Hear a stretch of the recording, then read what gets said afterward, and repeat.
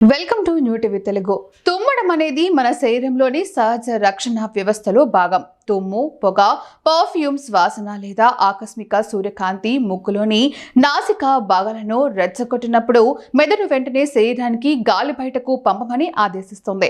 ఆ ఆదేశంతో తుమ్ము జరుగుతుంది. తుమ్మేటప్పుడు గాలి గంటకు 100 మైళ్ళ వేగంతో బయటకు వెళ్లి వేలాది చిన్న చుక్కల రూపంలో సూక్ష్మజీవులు లేదా దుమ్ము కణాలను బయటకు పంపిస్తుంది.